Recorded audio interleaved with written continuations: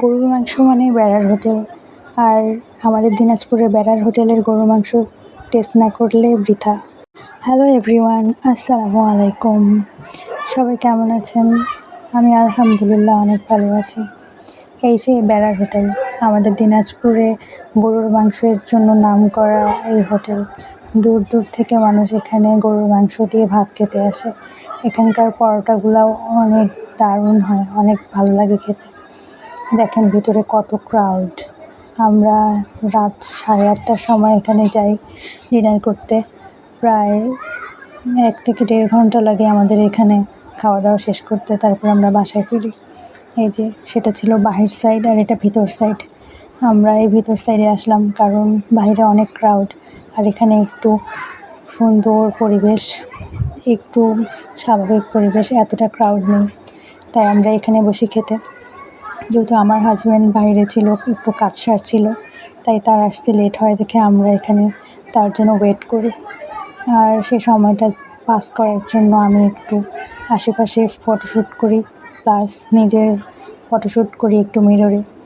ভেতরের পরিবেশটা ভালোই আছে। এটা শুধু নামই বেড়ার হোটেল, জানি না আগে বেড়ার হয়তো বা ছিল, এখন হয়তো বা পাকা করেছে, কিন্তু এখানকার খাবারের স্বাদ অসাধারণ। আমার হাজব্যান্ড চলে আসার পর আমরা এখানে খাবারের অর্ডার দিই। এখানে ছিল মগজ, কলিজি, এখানে গরুর মাংস ছিল। গরুর মাংসটা দেখেই বোঝা যাচ্ছে কতটা লোভনীয় ছিল। আর আচার ছিল, শসা লেবু ছিল, আর সবজিতে ছিল একটা ডাল ছিল, আর একটা আলু আর সজনার একটা সবজি ছিল। প্লাস পরে আমরা কাবাব আর ভর্তা, আলুর ভর্তা অর্ডার করি। এখানকার আলুর ভর্তাটাও অনেক ভালো।